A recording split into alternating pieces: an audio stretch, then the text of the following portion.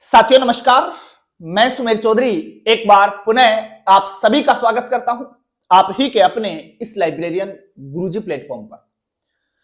साथियों, topic wise questions की series हमने चला रखी थी, जिसके तहत एक एक टॉपिक को लेकर उसके सभी महत्वपूर्ण सवाल हम देखते हुए आगे बढ़ रहे थे।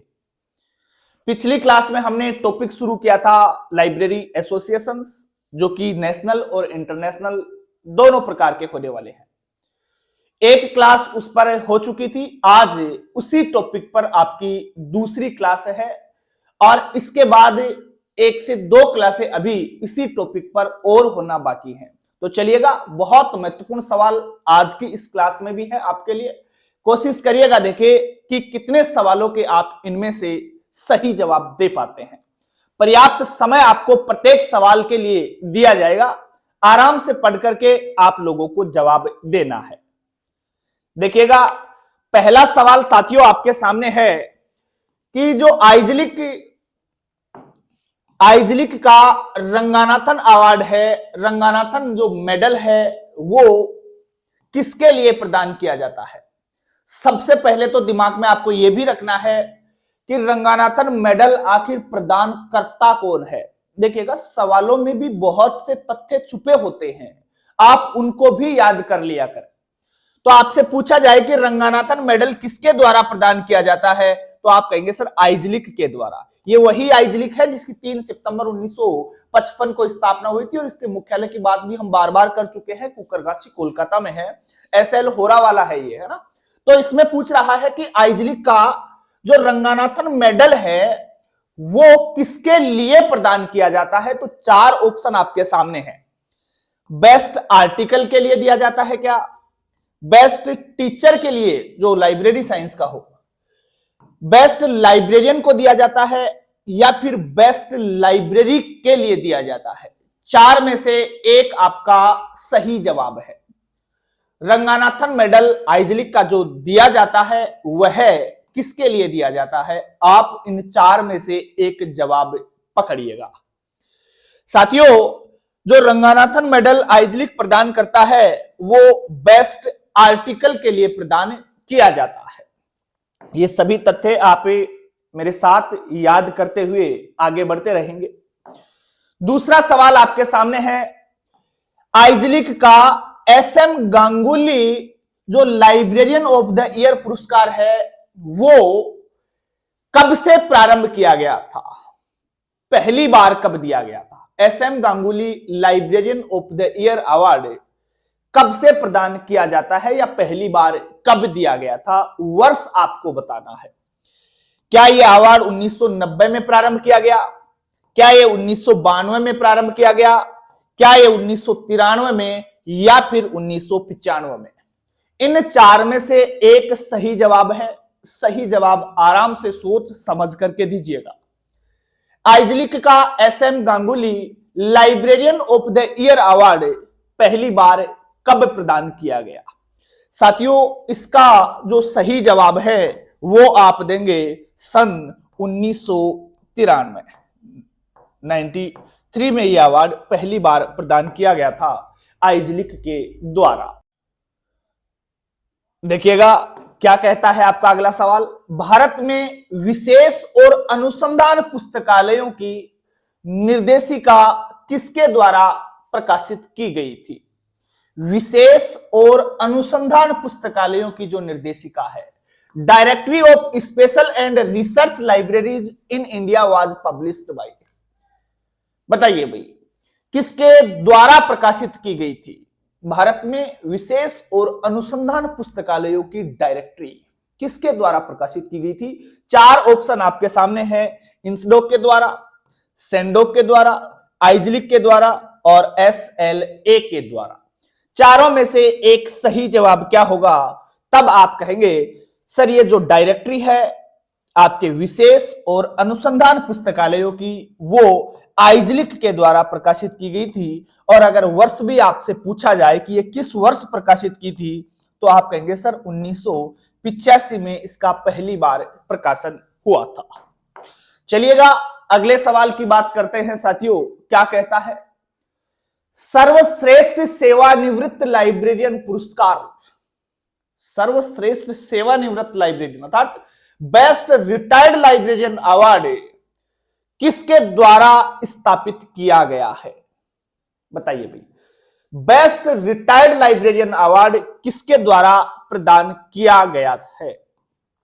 सर्वश्रेष्ठ रिटायर्ड लाइब्रेरियन का अवार्ड क्या आईएलए के द्वारा दिया जाता है, या आइजलिक के द्वारा प्रदान किया जाता है, या ट्रिपल आरएलएफ, या फिर national library of India, Bharat का राष्ट्रीय पुस्तकालय? चारों में से एक आपका सही जवाब है, आपको उस सही जवाब तक पहुंचना है। बताइए, बेस्ट रिटायर्ड लाइब्रेरियन का अवार्ड कौन प्रदान करता है? साथियों, सही जवाब की अगर बात करें तो इसका सही जवाब होगा आइजलिक। क्या होगा भाई? आइजलिक होगा, Indian association of special library and information centre. चलिएगा अगले सवाल की बात करते हैं। क्या कहता है? अनुसंधान प्रगति पर या रिसर्च इन प्रोग्रेस किसके द्वारा शुरू किया गया? बताइए भाई, रिसर्च इन प्रोग्रेस किसके द्वारा शुरू किया गया था? चार ऑप्शन आपके सामने हैं। पहला ऑप्शन कोमला, दूसरा ऑप्शन ALA, तीसरा ऑप्शन इफ्ला और चौथा ऑप्शन है आइजलिक। बताइए भाई, चारों में से सही जवाब क्या होगा? रिसर्च इन प्रोग्रेस किसके द्वारा प्रारंभ किया गया था? यह आपका सवाल है। RIP।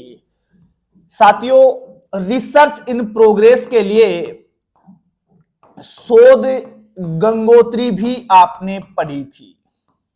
रिसर्च इन प्रोग्रेस के लिए एक रिपोजिटरी है आपकी शोध गंगोत्री, जिसका प्रारंभ किसने किया था भाई? इनफ्लिबनेट ने किया था। तो ये भी हम RIP के लिए याद करते हैं, रिसर्च इन प्रोग्रेसेज की क्या है भाई? ये भी एक रिपोजिटरी है, एक भंडार है। और जो ई-थीसिस वगैरह होती है वो सारी की सारी कहां अपलोड की जाती हैं? जब इनफ्लिबनेट मैंने पढ़ाया था तो वो चीजें भी बताई थी। तो वो अपलोड की जाती हैं शोध गंगा के ऊपर। रिसर्च इन प्रोग्रेसेज की जो रिपोजिटरी है वो है आपकी शोध गंगोत्री। ये भी किसके द्वारा प्रारंभ की गई है? आप कहेंगे सर इनफ्लिबनेट के द्वारा, लेकिन यहां पर पूछा है कि रिसर्च इन प्रोग्रेस किसके द्वारा शुरू किया गया? चार ऑप्शन है भाई यहां। तो चारों में से आपका सही जवाब क्या जाएगा? सही जवाब डी जाएगा, आइजलिक के द्वारा प्रारंभ किया गया था। तो ये चीजें आपको याद करनी है, सबके सब बहुत महत्वपूर्ण सवाल है आपके लिए। बहुत अच्छा सवाल। आइटलिस journal of library education and research, जिसे हम शॉर्ट में कहते हैं इजलर, इजलर के रूप में प्रकाशित होता है। मतलब इजलर की जो फ्रीक्वेंसी है, जो आवृत्ति है, वो आपको बतानी है। इजलर की फ्रीक्वेंसी आपको बतानी है। यह भी पूछ लिया जाता है कि इजलर का प्रकाशन किसके द्वारा किया जाता है, तो आप यहां से तुरंत पकड़ लेते हैं आइटलिस जर्नल, तुरंत पकड़ में आ जाता है। आइटलिस journal of library education and research IJLER का पूरा नाम होता है। पूरा नाम भी बहुत बार आपसे पूछा जाता है। अब यहां पर आपको इजलर की फ्रीक्वेंसी बतानी है। क्या मंथली है, क्या बाई मंथली है, क्या क्वार्टरली है, या हाफ ईयरली है? बताइए भाई, हर महीने इसका प्रकाशन होता है, या द्विमासिक इसकी आवृत्ति है, या क्वार्टरली अर्थात 3 महीने से इसका प्रकाशन होता है, या हाफ ईयरली अर्थात 6 महीने से इसका प्रकाशन होता है? चार ऑप्शन आपके सामने हैं। इजलर की आवृत्ति क्या है? बहुत अच्छा सवाल है। आप कहेंगे सर इजलर की जो आवृत्ति है वो क्वार्टरली है, हर 3 महीने से इसका प्रकाशन होता है। चलिएगा आगे बढ़ते हैं और बात करते हैं अगले सवाल की। क्या कहता है आपका अगला सवाल? आइटलिस किसका एक संघ है? देखिए साथियों, पूरा नाम आपको अगर याद है तो आराम से इसके आंसर तक आप पहुंच सकते हैं। DSSB 2018 में यह सवाल आपका पूछा गया था। आइटलिस देखिएगा, Indian association of teachers of library and information science, Bharat के अंदर पुस्तकालय और सूचना विज्ञान के जो शिक्षक हैं उनका एक संघ है। छोटा सा संघ होता है। इसमें जो निर्वाचन वगैरह है वो एकदम निर्विरोध ही हो जाते हैं, क्योंकि संघ बहुत छोटा है, निर्विरोध रूप से ही हो जाता है। खैर, स्थापना की बात करें तो आपको याद होगा ही 1969 में, और इसके मुख्यालय की बात करें तो आपकी वही पंजाब यूनिवर्सिटी है। तो मुख्यालय कहां है इसका? पंजाब में है। शिक्षकों का एक पुस्तकालय विज्ञान के जो शिक्षक हैं उनका एक ये संघ है। खैर चलिएगा, सवाल पूछा है कि किसका एक संघ है, बिल्कुल आंसर ही दे दिया है मैंने तो ये। तो देखिएगा, स्पेशल लाइब्रेरियंस का है क्या? नहीं बोले सर, स्पेशल लाइब्रेरियंस की तो हमने कहीं बात ही नहीं करी है। लाइब्रेरियंस ऑफ पब्लिक लाइब्रेरीज बात करी है क्या हमने? बोले ना साहब, ये भी बात नहीं करी। Librarians of teachers training college के टीचरों की भी हमने कहीं बात नहीं करी। Library science teachers in India, बिल्कुल पुस्तकालय विज्ञान के जो शिक्षक हैं भारत में उनका एक संघ है आइटलिस। चलिएगा, बात करते हैं अगले सवाल की। क्या कहता है आपका अगला सवाल? आइटलिस किसका एक संघ है? देखिएगा, सवाल पूछा गया महाराष्ट्र सेट में 2018 के पेपर में, एनवीएस 2019 के पेपर में भी यह सवाल फिर से पूछा गया। यह सवाल 2 बार नहीं, बहुत बार पूछा जा चुका है, और यह मैं अगर बार बार आपको दिखाने की कोशिश कर रहा हूं तो उसका उद्देश्य सिर्फ यही है कि आपके दिमाग में यह आ जाए कि यह सवाल कितना महत्वपूर्ण है आपकी परीक्षा की दृष्टि से। देखिएगा, किसका एक संघ है? अभी हम बात कर चुके हैं, स्पेशल लाइब्रेरियंस का तो नहीं है। Teachers of library and information science, हाँ जी बिल्कुल, शिक्षकों का संघ है जो भारत में पुस्तकालय और विज्ञान, जो पुस्तकालय और सूचना विज्ञान के शिक्षक हैं उनका एक संघ है। तो बी इसका सही जवाब जाएगा। अगला बहुत अच्छा सवाल है भाई, आइटलिस का पूर्ण रूप क्या है, पूरा नाम क्या है? तो आइटलिस से भी ऐसे सवाल बन रहे हैं और आजकल पूछे भी जा रहे हैं। सवाल पूछा गया दिल्ली यूनिवर्सिटी के MLIS के एंट्रेंस एग्जाम 2020 में, आइटलिस का बताइए बोले पूरा नाम क्या होता है? अभी मैं बता चुका हूं, तभी तो थोड़ी सी मैं इनकी व्याख्या कम कर रहा हूं। जैसे ही किसी क्वेश्चन की या किसी एसोसिएशन की मैं व्याख्या कर देता हूं तो उसके आने वाले सभी सवालों के जवाब आपको मिल जाते हैं, तो आप अपना आकलन नहीं कर पाते। तो मैं कोशिश करूंगा इनका विश्लेषण थोड़ा सा कम करूं। चलो जी, आइटलिस का पूर्ण रूप बताइए भैया। अभी हमने बात करी कि Indian association of teachers of library and information science, तो सही जवाब क्या जाएगा भाई? यहां बी जाने वाला है। चलिएगा, बात करते हैं अगले सवाल की, और अगला सवाल आपका आ गया है RRLF के ऊपर। निम्नलिखित को वित्तीय सहायता प्रदान करता है, मतलब RRLF जो है वो इन 4 ऑप्शन में से किसको वित्तीय सहायता प्रदान करता है? 4 ऑप्शन बिल्कुल आपके सामने हैं। क्या RRLF एकेडमिक लाइब्रेरी को वित्तीय सहायता प्रदान करता है? क्या पब्लिक लाइब्रेरीज को वित्तीय सहायता प्रदान करता है? क्या प्राइवेट लाइब्रेरीज को वित्तीय सहायता प्रदान करता है? या फिर स्पेशल लाइब्रेरीज को वित्तीय सहायता प्रदान करता है आपका RRLF? बताइएगा भाई, इन चारों में से सही जवाब क्या होगा? सवाल बहुत महत्वपूर्ण है क्योंकि MLIS एंट्रेंस एग्जाम 2018 में पूछ लिया गया, JKSSB 2017 में भी पूछा गया, KVS 2015 में भी पूछा गया, और KVS 2018 में भी यह सवाल पूछा गया। RRLF की बात हो रही है। राजा राम मोहन राय लाइब्रेरी, ये है भैया फाउंडेशन, ध्यान रखना, ऐप से आज से फाउंडेशन है, फेडरेशन नहीं है, इस चीज को दिमाग में बिठा के रखना। RRLF वही है 1972 वाली, और अगर याद करना हो दिन भी तो 20/22 मई 1972 को इसकी स्थापना हो जाती है। साल्ट लेक आपके कोलकाता में इसका मुख्यालय है भाई, साल्ट लेक कोलकाता में इसका मुख्यालय है। इसकी स्थापना की बात करें तो 20 मई 1972 या 20 या 22 मई 1972, दोनों याद रख लेना, दोनों पूछता है, कई बार 20 देता है, कई बार 22 देता है।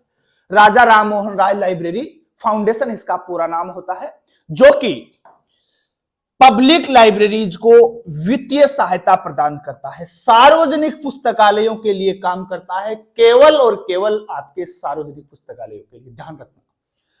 चलिएगा आगे बढ़ते हैं और बात करते हैं अगले सवाल की। देखिएगा, एक राष्ट्रीय निकाय जो सार्वजनिक पुस्तकालयों को प्रमुख वित्तीय सहायता प्रदान करता है वह है DSSB 2019 का सवाल है। फाइनेंशियल सपोर्ट प्रदान करता है पब्लिक लाइब्रेरीज को, तो ऐसा राष्ट्रीय निकाय कौन सा है? ऐसा राष्ट्रीय निकाय कौन सा है जो भारत के सार्वजनिक पुस्तकालय हैं उनको वित्तीय सहायता प्रदान करता है? तो बिल्कुल अभी हमने बात करी RRRF भारत के जो सार्वजनिक पुस्तकालय है उनको वित्तीय सहायता प्रदान करता है। RRRF का संबंध केवल और केवल सार्वजनिक पुस्तकालयों से है, ध्यान रखना। ना तो आपके कहीं ऐसा मत सोचिएगा कि ये एकेडमिक लाइब्रेरी से हो या फिर आपके जो स्पेशल लाइब्रेरीज है उनके लिए हो, उनके लिए नहीं है। RRRF केवल और केवल पब्लिक लाइब्रेरीज के लिए कार्य करता है। मैंने बहुत डिटेल से आपको क्लास के माध्यम से पढ़ाया है, बहुत सारी इसकी विशेषता बताई है, बहुत सारे इसके उद्देश्य भी मैंने लिखवा रखे हैं, और इसके जो अनुदान दिए जाते हैं मैचिंग स्कीम के तहत और नॉन मैचिंग स्कीम के तहत, वो सब भी मैंने लिखवाए हैं, उनके भी मैंने उद्देश्य लिखवाए हैं। बहुत डिटेल से मैंने RRRF पढ़ाया है आपको। खैर चलिएगा बात करते हैं, क्या कहता है आपका अगला सवाल। देखिएगा, निम्नलिखित में से कौन सी नोडल एजेंसी है जिसे संस्कृति मंत्रालय भारत सरकार द्वारा सार्वजनिक पुस्तकालय सेवाओं और प्रणालियों का समर्थन करने और देश में सार्वजनिक पुस्तकालय आंदोलन को बढ़ावा देने के लिए स्थापित किया गया और वित्त पोषित किया गया?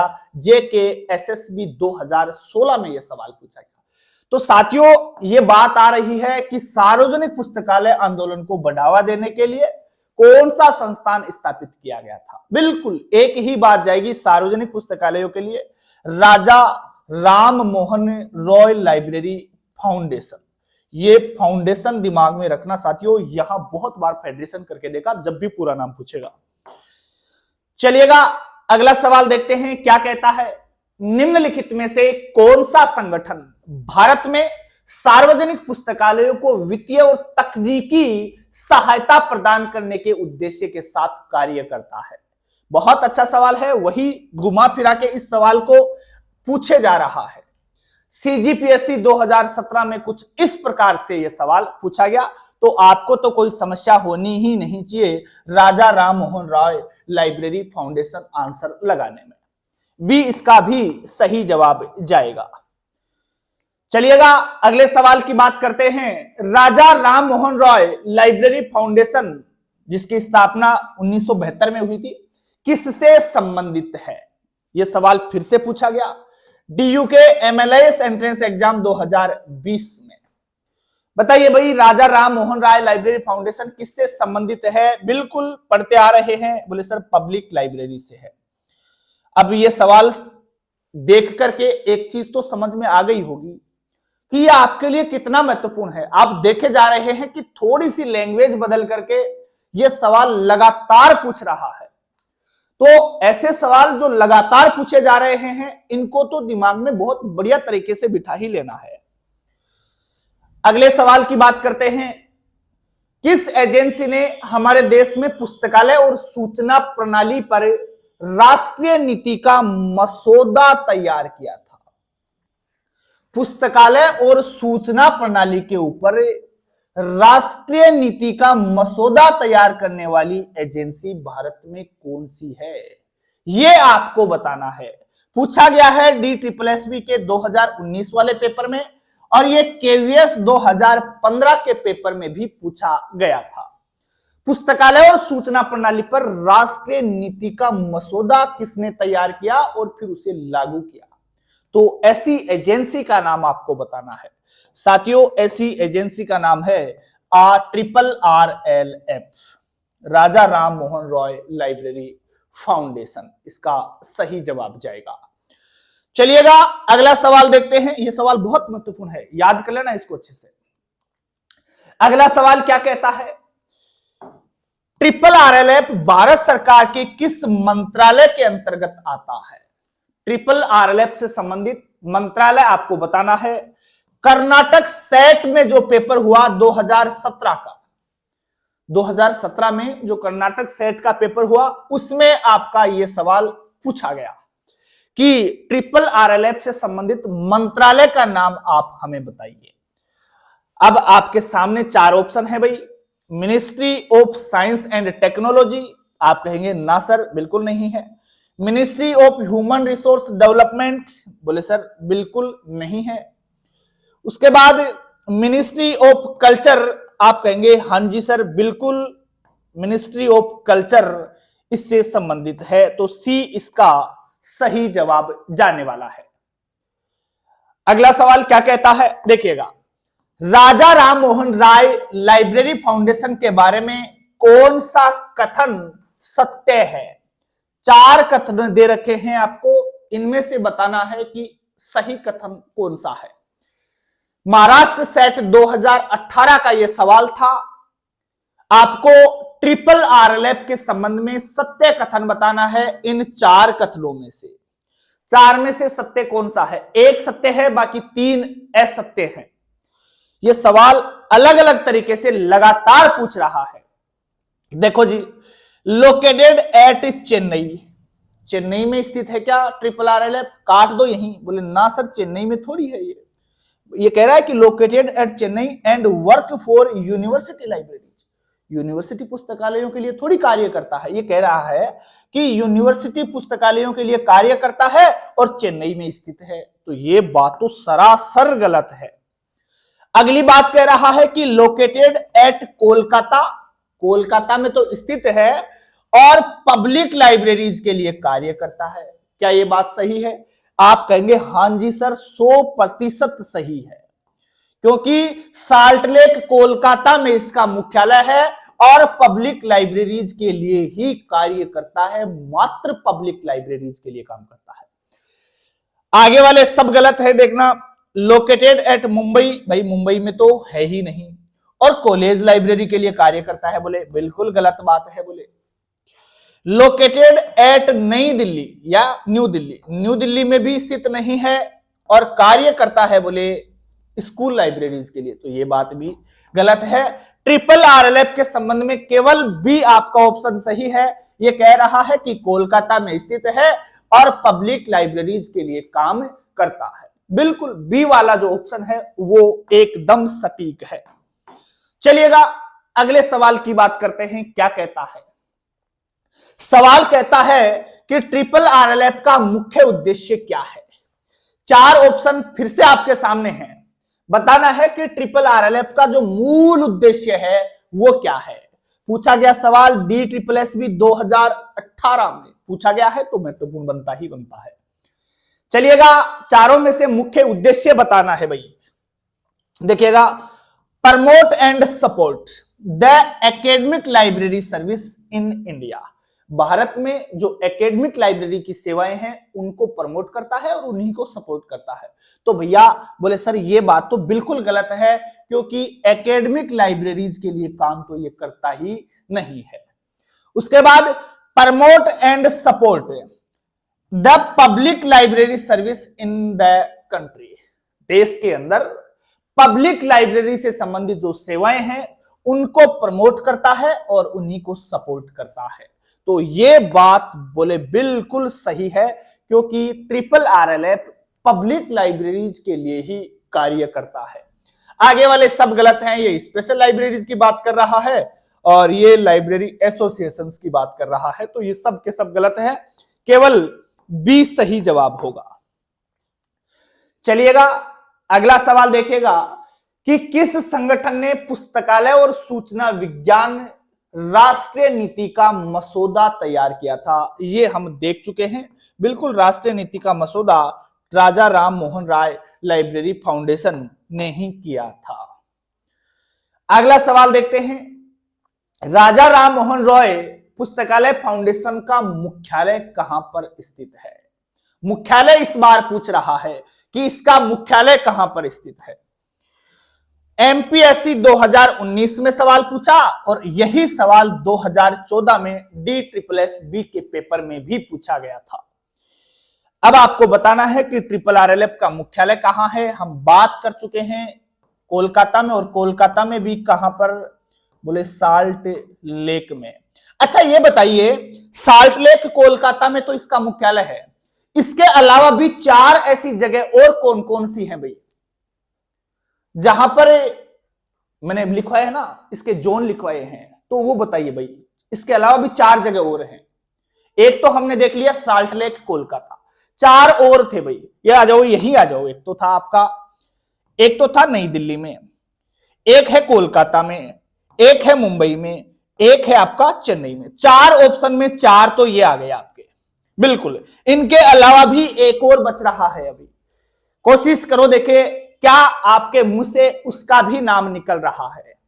दिल्ली, मुंबई, चेन्नई और कोलकाता, 4 तो मैंने आपको ये लिखवाए थे। इनके अलावा एक लिखवाया था आपको गुवाहाटी, गुवाहाटी आसाम वाला, आसाम या असम में लिख देता हूं। तो ये 5 जोन याद रखने हैं भाई RRRLF के। बहुत अच्छे से मैंने सारी चीजें लिखवा रखी हैं आपको। अगर कोई साथी नया है जिसने ये क्लास अभी नहीं देखी है तो पहले जाए और ये क्लास तैयार करे। सारी चीजें मैंने डिटेल से करवा रखी हैं लाइब्रेरियन गुरुजी एप्लीकेशन के ऊपर। खैर देखिएगा, RRRLF के सर्वोच्च नीति निर्माण निकाय को क्या कहा जाता है। बिल्कुल बहुत गजब का सवाल है। RRRLF की सर्वोच्च नीति निर्माण करने वाले निकाय को क्या कहते हैं, या वो निकाय कौन सा है।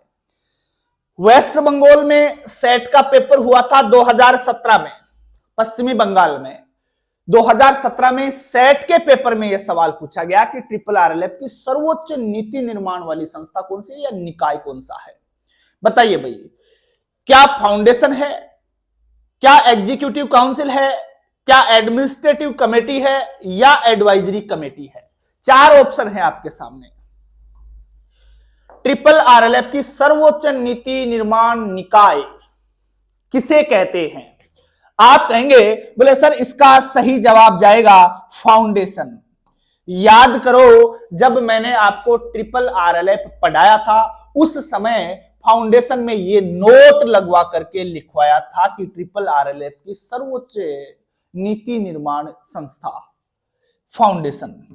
इसमें वो भी लिखवाया था कि इसमें 22 सदस्य भारत सरकार के द्वारा इसमें मनोनीत किए जाते हैं, और इन 22 सदस्यों में मैंने ये भी लिखवाया था कि इसमें प्रख्यात शिक्षाविद शामिल होते हैं, बेस्ट जो आपके अधिकारी हैं वो शामिल होते हैं, जो उच्च कोटि के लाइब्रेरियन हैं वो शामिल होते हैं। तो उनमें से 22 सदस्य भारत सरकार मनोनीत करती है।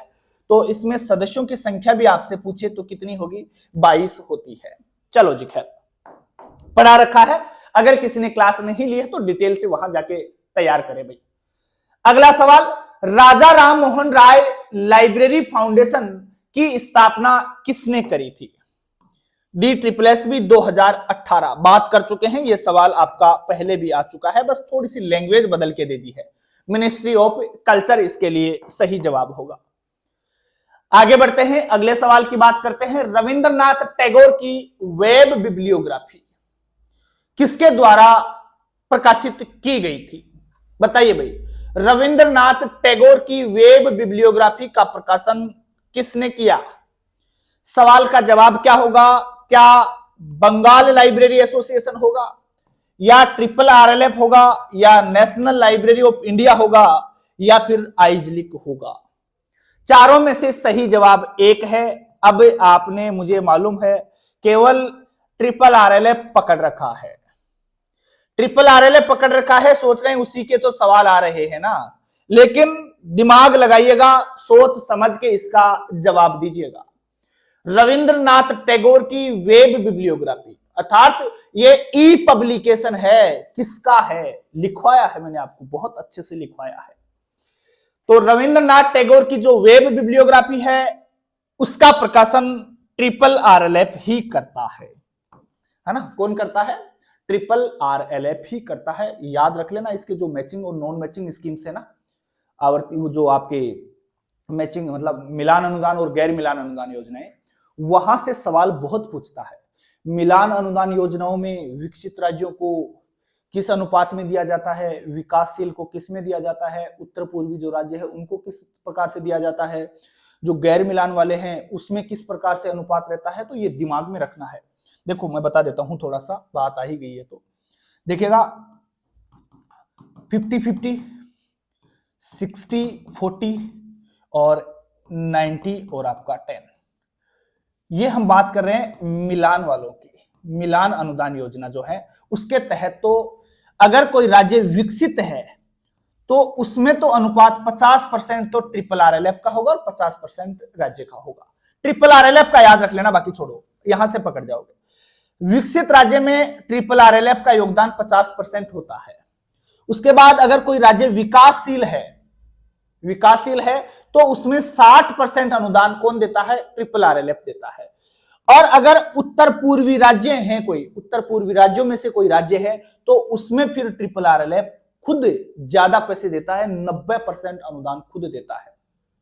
तो विकसित राज्यों को तो 50%, क्योंकि ये विकसित हैं, बोले आप खुद विकसित हो, बोले आधा आधा कर लेते हैं ना, तो आधा आधा कर लेता है। ये विकासशील है, इनको कहता है बोले आप अभी विकास कर रहे हो, आपके पास ज्यादा पैसे नहीं है, चलो मैं ज्यादा दे देता हूं, 60 में दे देता हूं। और ये उत्तर पूर्वी राज्य हैं, इनको कहता है आपके पास तो है ही क्या, मैं दे देता हूं आपको, तो 90% ये स्वयं देता है और 10% राज्य सरकार या वहां जो भी केंद्र वगैरह जो भी है वो देगा। तो 90% खुद देगा उत्तर पूर्वी में, विकासशील में 60 देगा और 50% देगा विकसित राज्यों में। ये मिलान अनुदान योजना के तहत बात कर रहा है। लेकिन अगर मिलान के बजाय यहां मैं कर देता गैर मिलान अनुदान योजना के तहत, तो फिर फिक्स है, फिर अलग अलग याद रखने की आवश्यकता नहीं है। गैर मिलान के तहत ये 90% तो खुद देता है और 10% वहां का राज्य देगा, 90-10 के अनुपात में देता है। चलिएगा, खैर ये चीजें याद रखनी है भाई, यहां से सवाल बहुत पूछता है। आगे बढ़ते हैं, अगले सवाल की बात करते हैं। निम्नलिखित में से कौन सार्वजनिक पुस्तकालयों में चिल्ड्रंस कॉर्नर स्थापित करने के लिए गैर मिलान अनुदान प्रदान करता है? गैर मिलान अनुदान प्रदान करता है। और गैर मिलान अनुदान कितना था भाई, 90-10 ये था।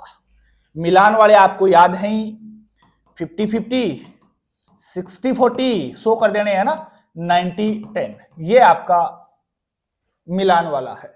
गैर मिलान 90-10 है। तो भाई चिल्ड्रंस कोर की स्थापना ये पूछा जाता है। चिल्ड्रंस कोर के संबंध में आप किसको याद रखेंगे, RRLF को। वैसे यहां से ही पकड़ लोगे, मिलान और गैर मिलान अनुदान योजनाएं किसकी हैं भाई, RRLF की है। बहुत डिटेल से लिखवाया है, इनके उद्देश्य भी मैंने लिखवाए हैं, मिलान के उद्देश्य क्या क्या थे, गैर मिलान के उद्देश्य क्या क्या थे, बहुत डिटेल से पढ़ा रखा है मैंने ये टॉपिक आपको। चलिएगा, खैर अगले सवाल की बात करते हैं। भारत में सार्वजनिक पुस्तकालयों को मिलान और गैर मिलान अनुदान किसके द्वारा दिया जाता है? बहुत महत्वपूर्ण सवाल है, स्टार लगा लेना भाई यहां तो। महाराष्ट्र सेट 2018 में मिलान और जो आपके गैर मिलान है, मैचिंग और आपके नॉन मैचिंग स्कीम्स की बात कर रहा है। तो ये किसके द्वारा प्रदान की जाती है? बोले सर RRLF के द्वारा प्रदान की जाती है। गैर मिलान के लिए आप केवल और केवल 90-10 याद रखेंगे, और मिलान के लिए आप विकसित राज्यों के लिए 50-50, विकासशील के लिए 60-40 और उत्तर पूर्वी जो राज्य हैं उसके लिए 90 और 10।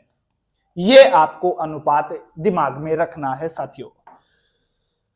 ऐसे क्वेश्चन आपको बार बार पूछे जाते हैं। निम्नलिखित में से कौन भारत में सार्वजनिक पुस्तकालयों की ऑनलाइन निर्देशिका बनाए रखता है? सार्वजनिक पुस्तकालयों की डायरेक्टरी है भाई, पब्लिक लाइब्रेरीज की भारत के अंदर, उसको मेंटेन कौन करता है? ये आपका सवाल है। सार्वजनिक पुस्तकालयों की निर्देशिका की बात आए तो फिर आप कहेंगे सर राजा राम मोहन रॉय लाइब्रेरी फाउंडेशन। चलिएगा बात करते हैं अगले सवाल की।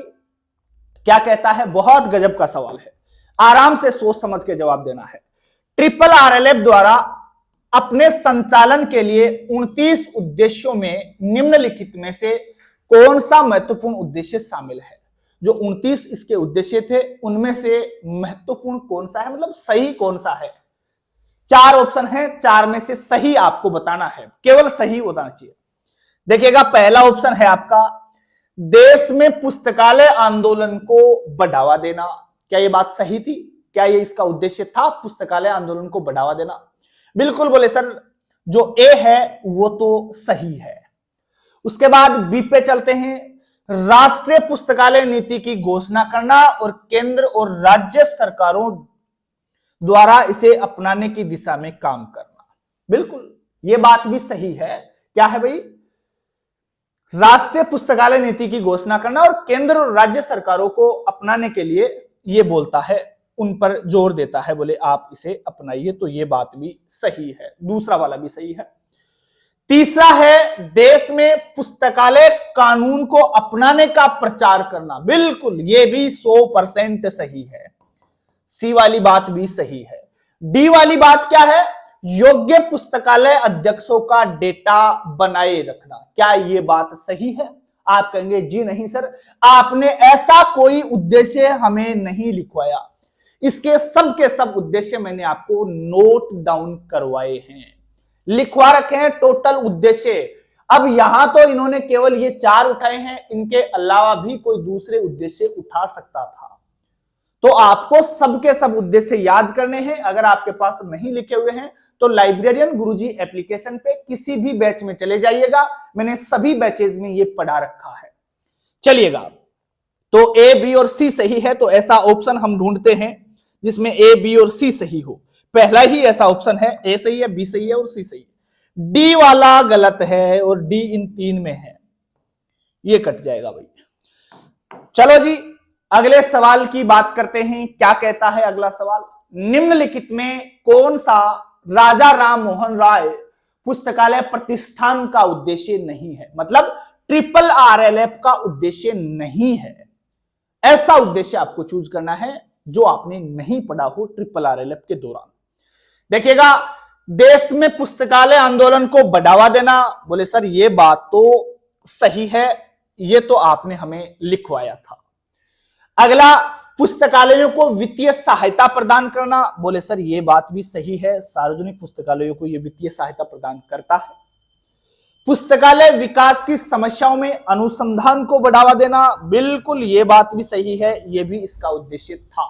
लेकिन यह पूछ रहा है कि कौन सा नहीं है, तो 3 जब हैं तो चौथा अपने आप आंसर हो गया। तो डी इसका सही जवाब जाएगा, शैक्षणिक पुस्तकालय। भाई नाम आते ही काट देना शैक्षणिक पुस्तकालयों का।